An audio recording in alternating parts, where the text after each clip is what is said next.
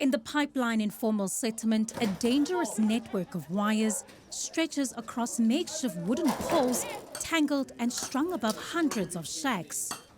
Backed by police and metro officers, Johannesburg City Power removed these illegal connections as part of a targeted cut-off operation.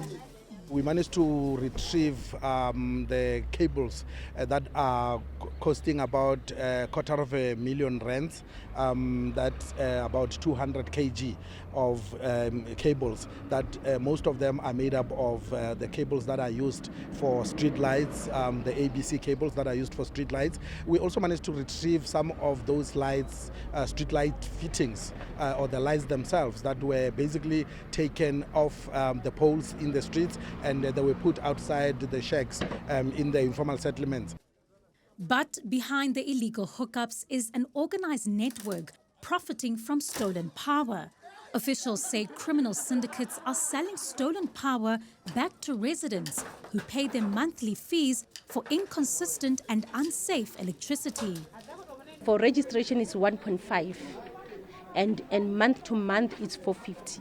So it's too expensive for us. At least if we give that 1.5 to City Power, I think that will be much better. And month to month responsibilities we will take ourselves. You understand? As much as Rehonopatela Mutu Fela or asking under our government money. And these people, they are from outside the world, outside the country. They are not citizens in South Africa. You understand? So it's a waste to us. The more linkadilo tsene.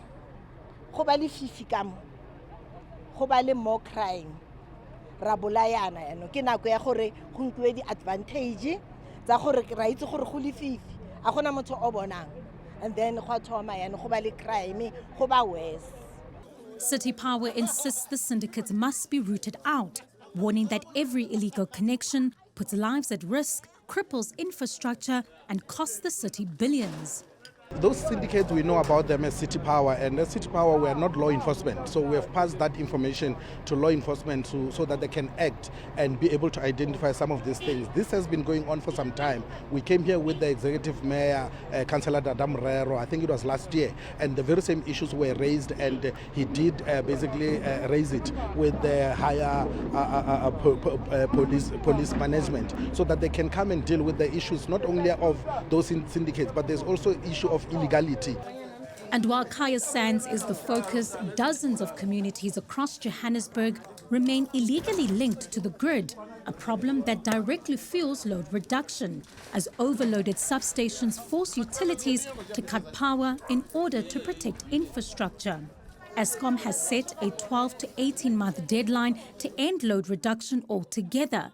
But the entity says this will only be possible if communities work with authorities to curb illegal connections. For Newzroom Afrika on Channel 405, I'm Veronica Makhoali in Kaya Sands, Johannesburg.